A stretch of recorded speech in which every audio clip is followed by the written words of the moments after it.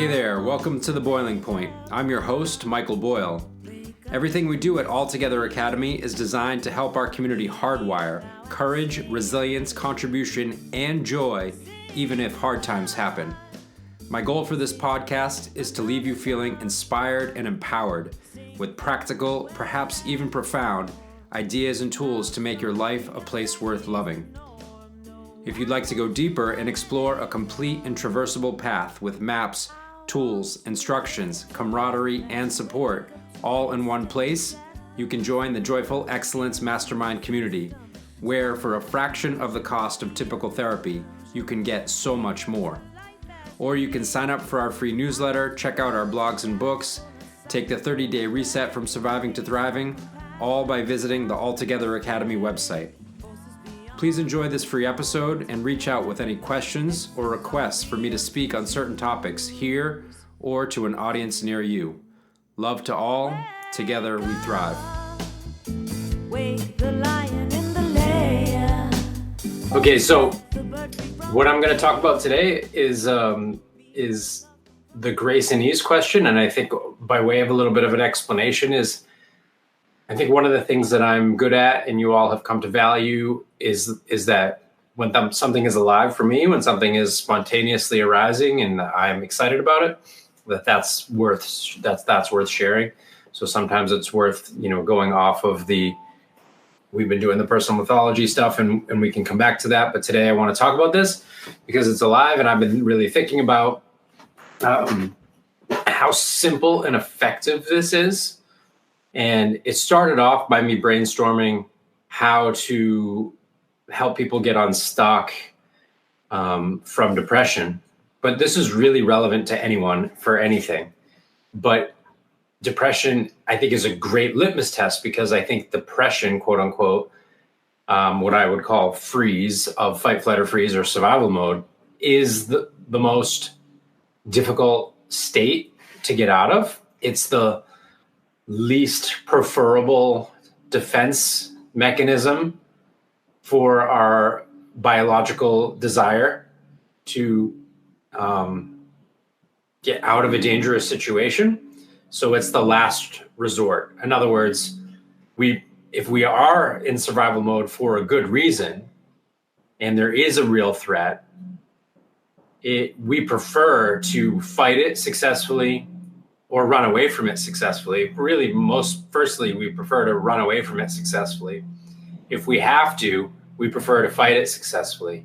But the last resort is when our nervous system is like, this is too much. We're overwhelmed. And that's when we freeze and we play dead, or we go numb, or we unleash the chemicals that anesthetize us and maybe even bring in painkillers because we're about to get mauled or something like that. And so these are really, there's a tremendous amount of mercy in our evolutionary design, and that we have the capacity to dissociate, go numb, be filled with opioids and painkillers in a overwhelming, dangerous situation, to play dead in the event that whatever is maybe attempting to attack us will lose interest or move on. But it is a last resort. And human beings can get stuck in this last resort place, and it's very hard to get out of. And one of the reasons why it's hard to get out of is because the very thing that we must do is the very thing that our biology is telling us is dangerous. So the very thing that we must do, move,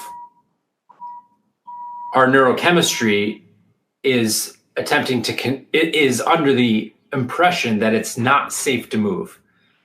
Why is it not safe to move? It's not safe to move because predators see motion. A lot of them, actually, their visual acuity is based on picking up motion. And if we're still, if we're frozen, we're invisible. And so therefore we're safe. So when this part of the nervous system is activated, whether it's activated in a kind of major prolonged way, and by the way, when we say depressed from a clinical perspective, it means that this has been lasting for a few weeks at least. for the most part. And there's a number of other factors that need to be met. So people oftentimes use that, oh, I'm depressed. And really they're just, their nervous system is in freeze. And that's, maybe for 20 minutes or an hour or a couple hours. And so the point is that the way out of freeze is to move. And we can't wait, as you've heard me say, we can't wait until we feel like it, because if we're waiting till we feel like it, we're not going to feel like it. It's by moving that we figure out, oh wow, I'm safe, I'm mobile, I can get away, I can run away, I can defend myself, or I can, or I realize that the threat was, and by the way, if you're in a real threat and you really do need to stay frozen and hidden, please do. So again, we're always talking about here the difference between a real threat that activates your survival mode, and you need those biological advantages of your unconscious reactivity, and perceived threat, which is most of what is causing human suffering and human health problems. Is most of the time we are in fight or flight or freeze based on our perceived experience. I'm in traffic and I'm angry, using fight, flight, or freeze, fight to grip the steering wheel, and there's no threat. There's no tiger trying to eat our throat. That's what I'm talking about, that type of stuff. Or I'm in freeze, even though there is a logical, if we have to think about the reasons why the threat is real, that's not the system for survival mode. We don't want to be using survival mode. So even though there is a real, so say you're overwhelmed and because you can't find a job and you're not making enough money and you're not going to be able to pay your rent, there are real survival issues associated with that. And it is understandable that those trigger our survival mechanism. But survival mode is not the best way to solve those problems and situations, because while there is down the line real survival issues, the survival mode is designed for that immediate life or death situation. But we get in a state where we kind of get frozen or overwhelmed or numb, about doing the dishes or about having to get our kids to school on time, or, some autobiographical situations or whatever it is, that we feel overwhelmed by the modern stresses and strains of life. And it's true, it's relatively true, because we are living in a world, most of us are living in a world that has unreasonable expectations, or expectations that do not, the saying, it's not wise to become well adjusted to a sick society. And so to some degree, we have a sick society. And so to be able to force ourselves to meet the demands of that sick society is not necessarily healthy or wise. And at the same time, there are some stuff that's outside of our control, and to a certain degree, sometimes we need to get with the program, so to speak, and make the money or do the thing and so that's a balance, right? To not gaslight ourselves about the real challenges of the overwhelm, and most of us are busy and tired and not getting enough sleep and all that stuff. Okay, so we can be kind and gentle or compassionate and understanding about that, but also we can also recognize it's not literally that life or death threat. I literally don't want to be in survival mode, even though I really do want to, use my creative resources to find a new job to make enough money to pay for my rent. Okay. So we need to be actually in thriving mode in order to navigate that situation more successfully.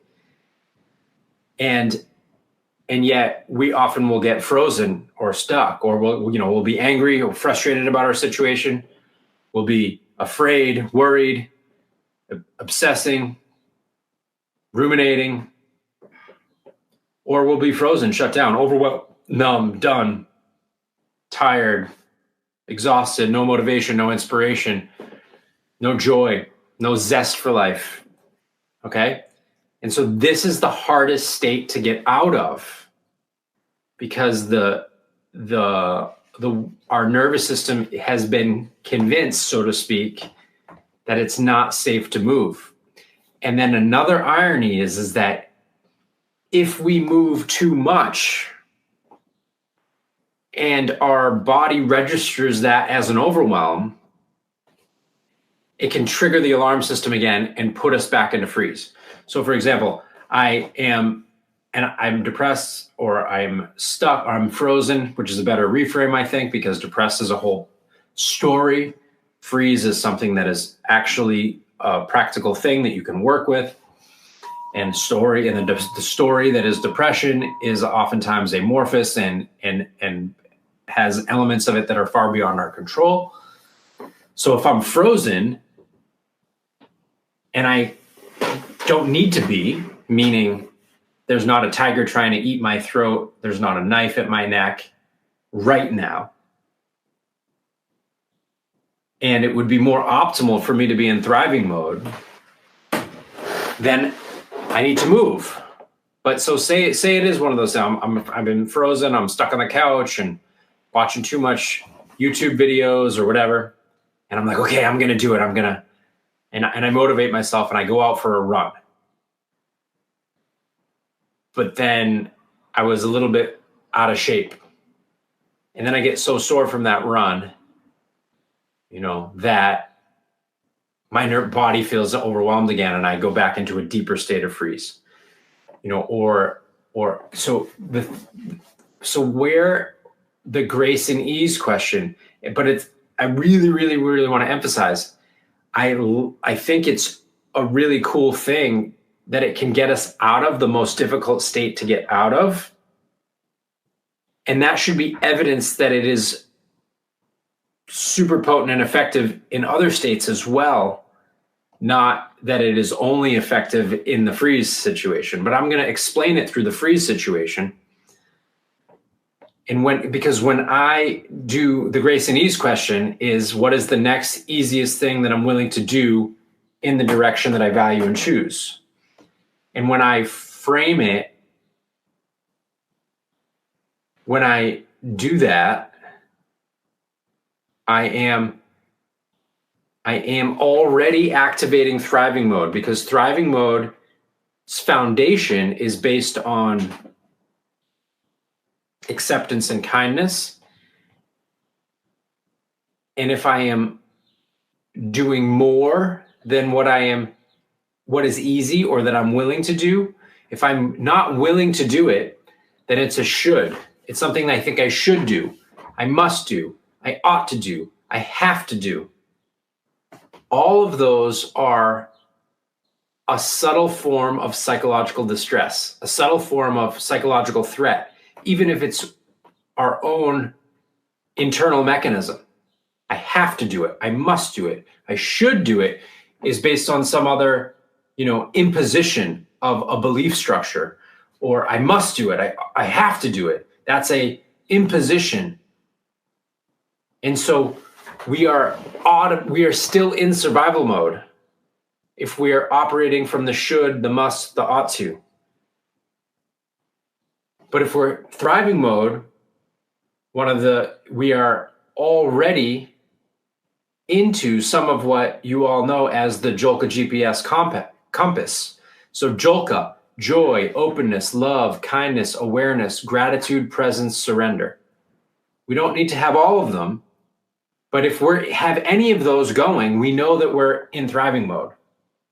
And so if I just take kindness, which we can define as being with things as they are, the grace and ease question is kindness embodied. It is saying, what is the next, meaning it's available, I can do it, it's here. So I'm with what is easiest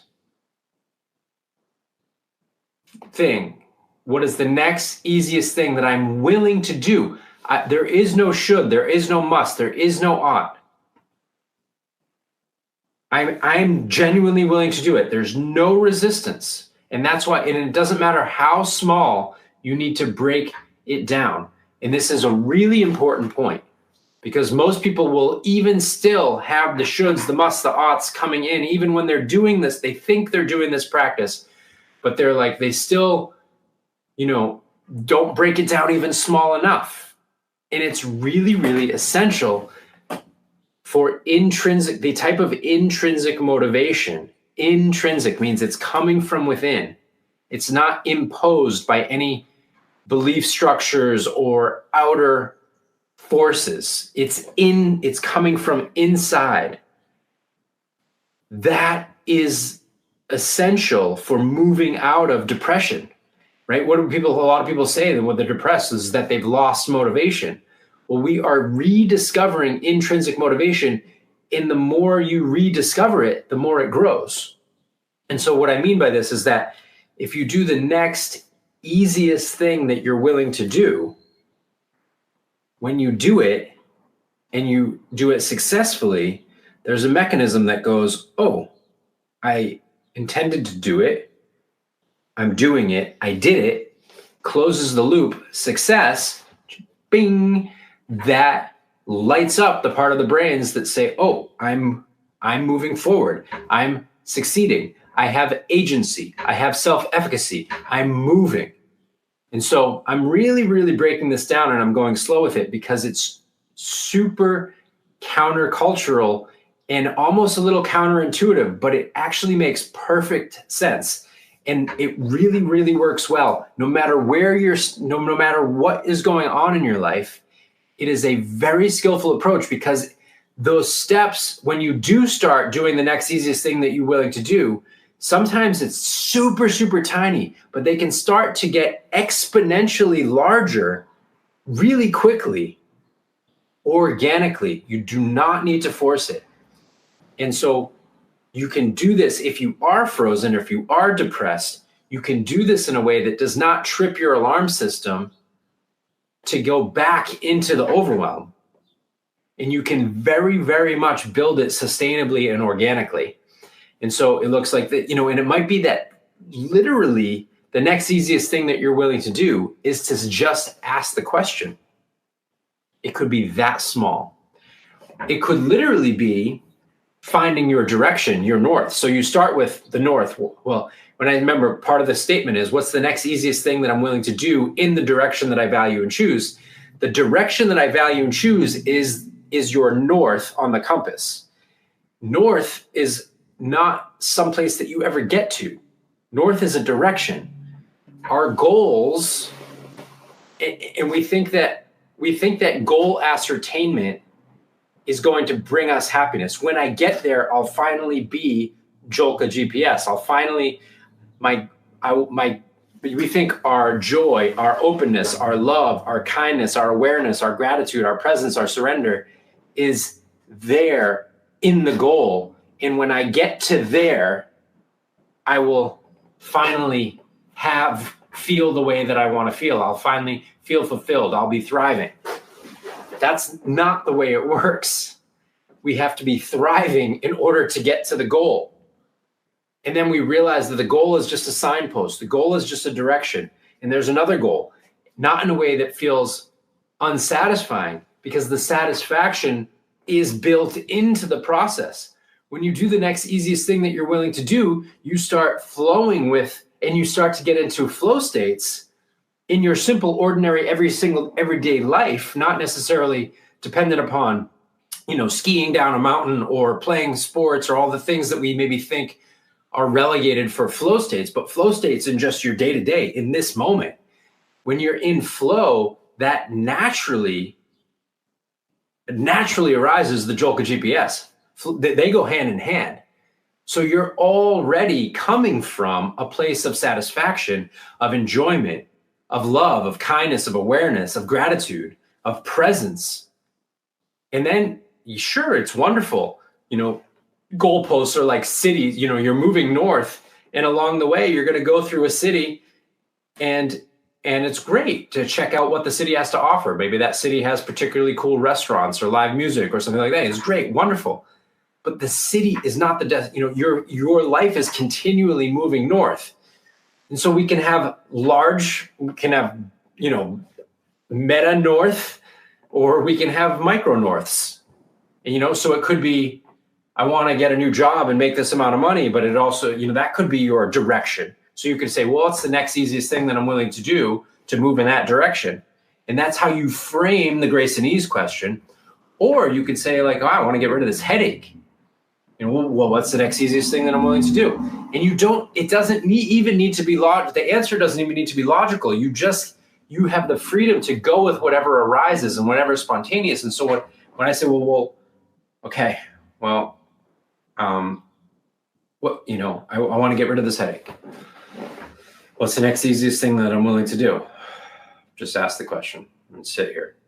I'm willing to do that. There's no resistance. I'm willing to do that. I asked the question. Now I'm just willing to sit here.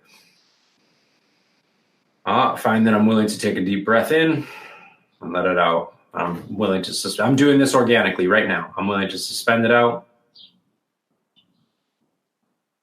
I'm willing to breathe back in. I'm willing to yawn, stretch, twist, flex, pendiculate. Ooh, so life is coming back into my body. I'm willing to stand up. Do that again. Now, what's the next easiest thing that I'm willing to do? I'm willing to smile. I'm willing to sigh. Okay? And so, it starts going. Those are all things that are going to directly affect me alleviating a headache. The moving, the breathing, the stretching, the twisting, that's going to, but maybe at one point that is the next easiest thing that I'm willing to do is go drink a glass of water. Maybe it's go and take an aspirin. But whatever's the next easiest thing that I'm willing to do, I'm now operating not in resistance. I'm just operating in flow, and I'm following my own wisdom, my inner wisdom. And maybe maybe it's the bigger thing. It's the goal. It's the job thing. And so maybe, maybe it's you're willing. Please stay with what willing. Take a chance. Stay with what you're willing to do. Be truly kind. And you might find that you get even better result, because here's the thing. So say it's just that I'm willing to maybe edit my resume. But I really should. I ought to. I have to submit it. I have to fill out that. Well, do what you're willing to do, even if there's a deadline tomorrow. If you're in, oh my God, I gotta do, you're gonna freeze. You're gonna shut down. But if I'm willing. Okay, I'm willing to edit it. All right, and you will build the momentum, and you're more likely to get it done on time and do a better job with it. Okay. And so so most people think they're trying to set up as many of the unknown steps as possible. They want to know what they are going to be. Something takes 0 to 100 steps. It takes 0 to 100 steps to get that job application done. And we're oughting ourselves to be at step 50 when we're on step 2. And when we ought, and when we're perceiving the gap between step 2 and step 50, and we feel overwhelmed by that, and we ought do step 50, what ends up happening is we put ourselves in survival mode. It shuts down our creative thinking capacities. We get out of flow. We're not as creative or inspired. We feel either angry, afraid, or numb and depressed and unmotivated. And now we're stuck in a reactive tension. Plus, what we don't realize is that when we do the next easiest thing that we're willing to do, we're also doing the best thing that we can do.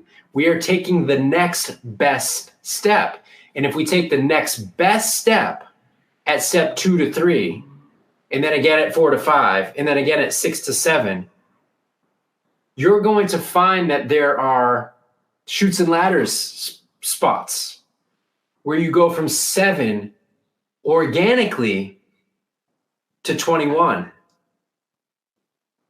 Or you're going to find that you discover something that makes all 50 steps obsolete and transcends them and puts you at a higher level than the whole process. But by doing the artificial, by laying out the map artificially by what you think you must do or ought to do or should do, you actually are guaranteeing a more limited result. But by doing the next easiest thing that you're willing to do, by doing the next best thing, you are guaranteeing that you are taking the most efficient and effective route north possible.